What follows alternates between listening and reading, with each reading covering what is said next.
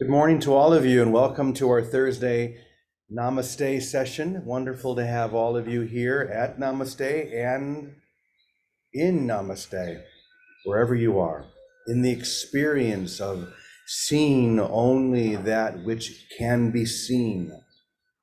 That's a phrase that we've used often, to see that which has always been seen, rather than seeing something that we believe is there in front of us, but which in reality is not. That's really all this is the choice to see what can be seen by God. But there is a refinement that has to take place in order for that to happen. There is a shift that needs to take place. And we use the analogy often here of fire. I often say things like, dive into the fire.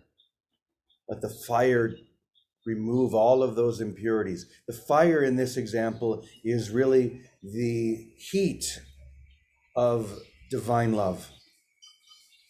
The fire of divine love. Give yourself to that. Surrender into that.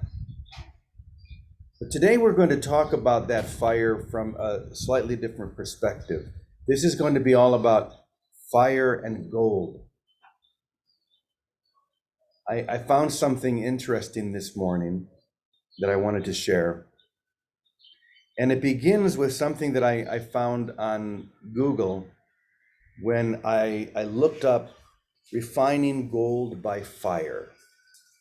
And this one line, just 6 words jumped out at me. And those words were, gold can't be destroyed, only dissolved. Wow. Gold can't be destroyed, only dissolved. How often have we spoken of this awakening as a dissolving into the beloved, into love, into God, whatever word you want to use? It is a dissolving, it is a surrendering. To dissolve means to surrender, to give ourselves over completely, so that that which we thought we were can be removed from the equation, that which we never were, and that only that essential wholeness that we are, the gold within us, remains. And that's exactly what happens in the refinement of gold. I did just a little bit of reading about it this morning, and when gold is refined, it goes in with all of the rocks and all of the other minerals surrounding it, all of the different things that must be removed. And there are different processes through which that happens. But in one way or another, it's through fire. And when that fire is applied and the gold begins to melt, everything that is not gold can be easily washed away. And what is left is gold that has been refined to at least 99.99%. That's how much gold, almost completely. And I think it really is the same thing with us. When we surrender into this divine fire, we dissolve the concepts, the ideas, all of the identity that we claimed, which we never were, begins to dissolve, and all of those other impurities can easily be washed away. As opposed to when we remain intact and when we hold on to all of those other complexities, all of those other minerals and dirt and all of the things that dull the gold. This is where we find ourselves in our split mind. So the reason why this jumped out at me this morning and seemed so appropriate was because I was reading something very short from my favorite monk. Y'all know who my favorite monk is? Father Roar. No, Father Roar is not a monk, he's a friar. Oh, yes. Oh. Franciscan who? You got to guess or I'm not going to tell you. Me too. It's so easy. I quote him all the time. Francis is Thomas Merton. St. Francis is not a monk. Thomas Merton. I was reading something from Thomas Merton this morning, and it overwhelmed me. So let me read this. It's only 2 or 3 paragraphs. It begins by saying, God is a consuming fire. God is a consuming fire. God alone can refine us like gold and separate us from the slag and dross of our selfish individualities, to fuse us into this wholeness of perfect unity, to fuse us into this wholeness of perfect unity that will reflect his own triune life forever, the life of the Trinity. What he's saying here when he speaks of the Trinity is a communication, a round whole communication, moving from one to the other ceaselessly. Father, Son, and Holy Spirit, one God in 3 parts, but always communicating and moving, which is what we are. When we receive that own triune essence within ourselves, and we are always moving, always shifting, but never leaving who we really are. Okay. As long as we do not permit his love to consume us entirely, as long as we do not permit God's love to consume us entirely and to unite us in himself, the gold that is in us will be hidden by the rock and dirt which keep us separate from one another. This is the perfect analogy for transformation. As long as we do not permit God's love to consume us entirely, the rock, the dirt, the impurities all remain, and we're not able to be completely transformed. Why? Because we're holding on to that which is not essential. The rock, the dust, all of those things are not who we are. The gold is who we are. And unless we're separated from what we are not and allow that to be washed away through the consuming love of God, the fire of God, then we remain this jumble of non-essential, unreal dirt. But within us, within each one of us, is that gold.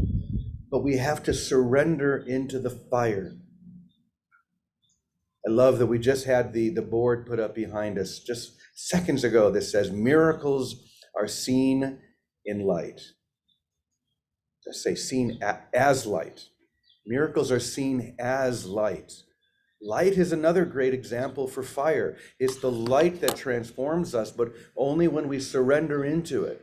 All shadows disappear in the light, just as the gold is separated from the dirt and the rocks and all of the impurities by the fire.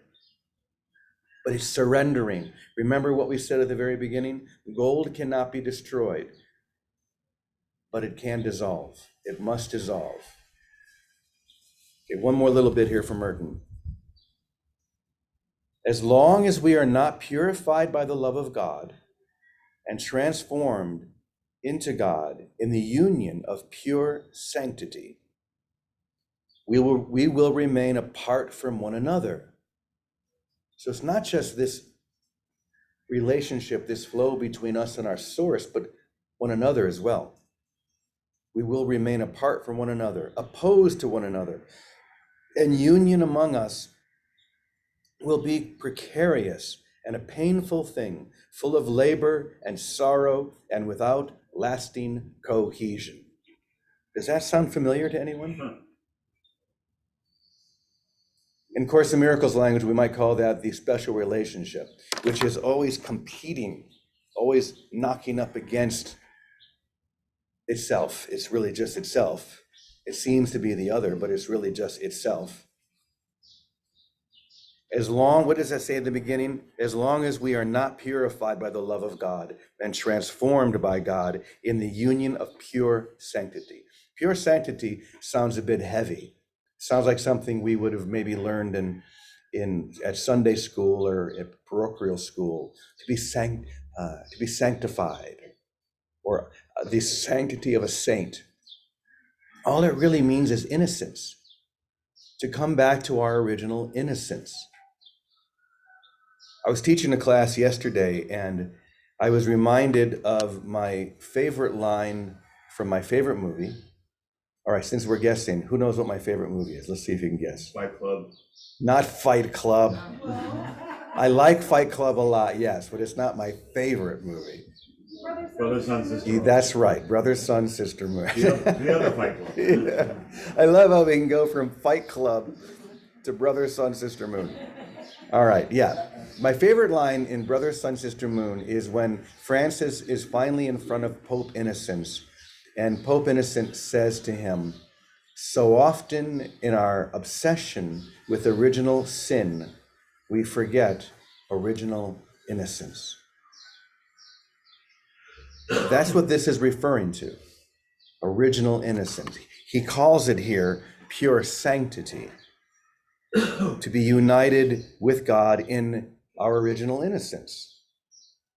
That's all we're doing here, is separating all of those guilt thoughts, all of those, the rubbish that has been attached to us through our inability to forgive ourselves, and to come back to our original innocence, which is the gold. But it's only through the fire, or as it says in the back, through the miracle, which is seen as light, seen as fire.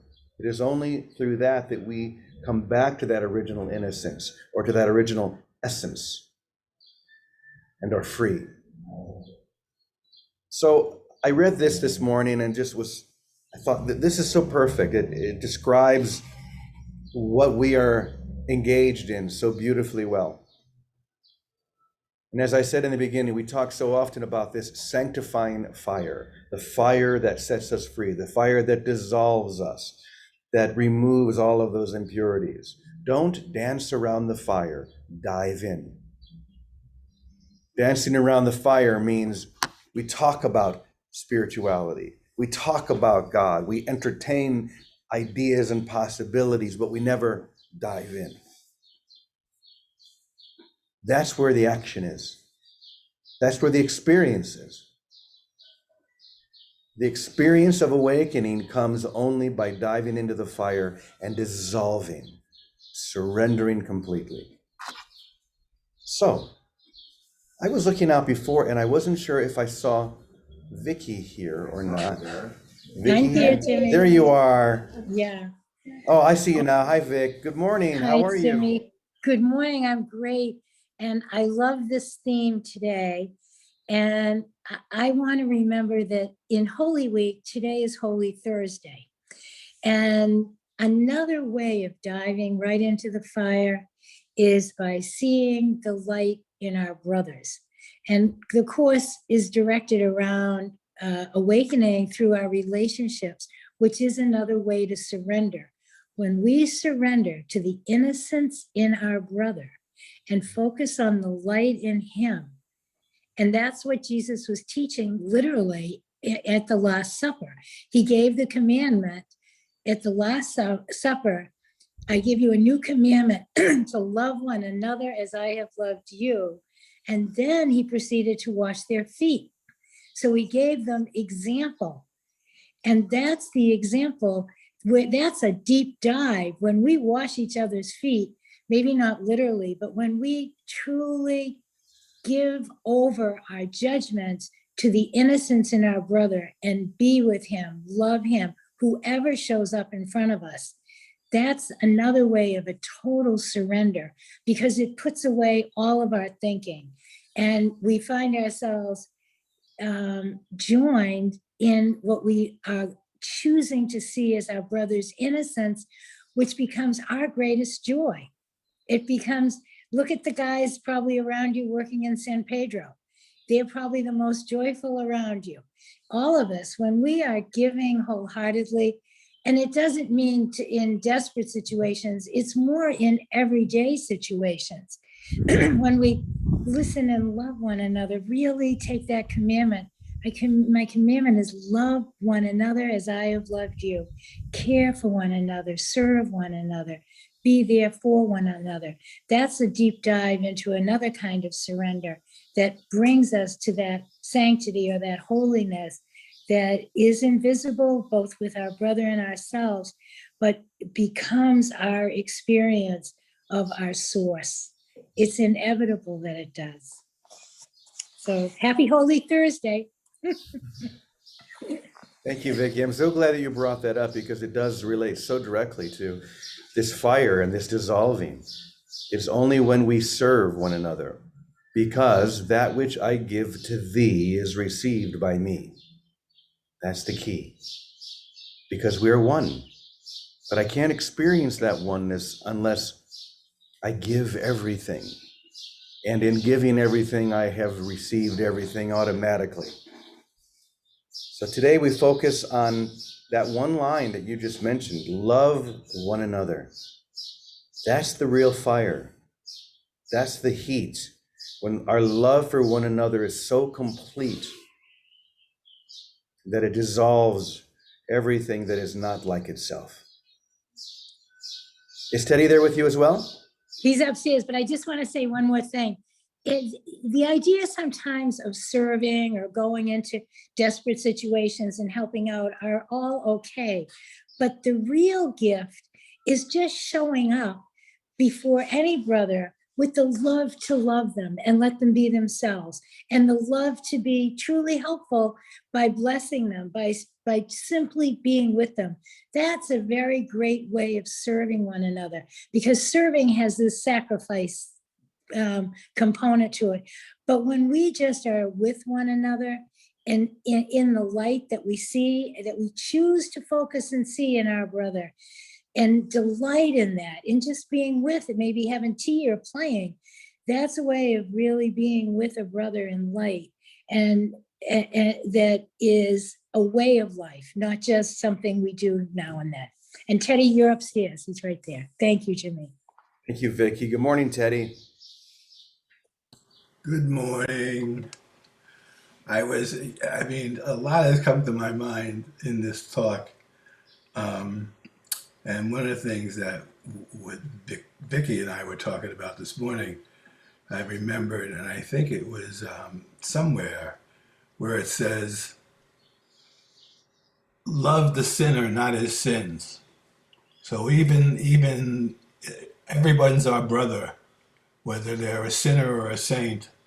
And to love our brother as ourselves, we can love the sinner as much as we can love the saint, but we don't have to love his sins. And that's what we were sort of talking about yesterday. We're not the thoughts that we think about ourselves, and our brother's not the thoughts that we think he thinks, but our brother is the soul that was created exactly like us, and remains that way, be he a sinner or be he a saint. When I was a kid, I actually collected precious metals as well as stones, gemstones, and gold and silver, platinum as precious metals. They all have to be tempered by fire. And like you say, they put them in a vat and they come in veins, and in the vein there's the precious metal along with all the rest of whatever comes, whatever type of stone they come with. And and what they do is they cook them up like that, and of course the precious metals rise to the surface, and you could scoop them off, and they become, like a whole piece of gold, like 14 karat, 24 karat, and silver is the same way. Precious stones, gemstones, they are actually exposed exactly as they are.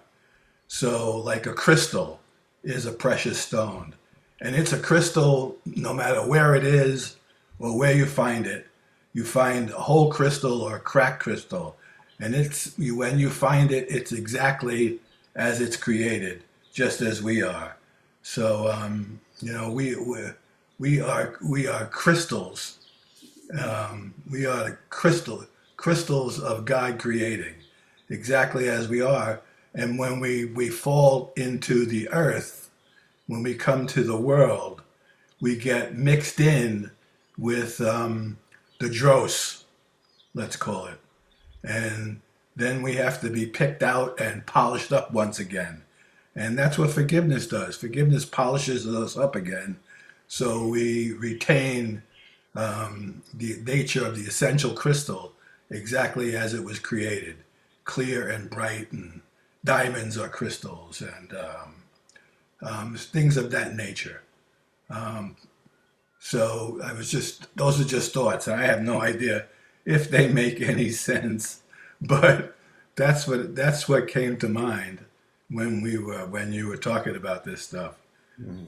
Being refined as gold, or having to polish the crystal that we were created to be. Yeah, yeah, beautiful. And we also do that by bumping up against each other. That's Yes, one of the biggest ways that we get polished.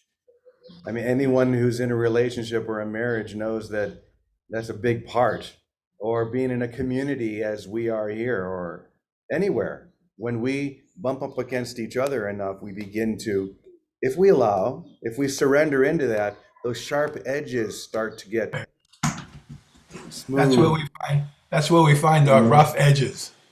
That's right. Thank you, Teddy. Thank you, Vicky. All right, let's just take a moment now before we do anything else to pray together. So, beloved one, we ask you to dissolve that holy, true part of who I am and who we are together right now, to help us to dissolve so that through your powerful forgiveness, everything that is not true will be removed, everything that is not whole will be separated, that we may be left only with that essential golden reality that you perceive, that you know so very well. So we surrender into the fire now, beloved. We give ourselves completely, knowing that we will not be burned, but we will be transformed. We give ourselves over completely to you, asking but one thing, that you may help us to see that which has always been seen and to love that which has always been lovable, the truth of who we are and will remain forever. Amen. All right.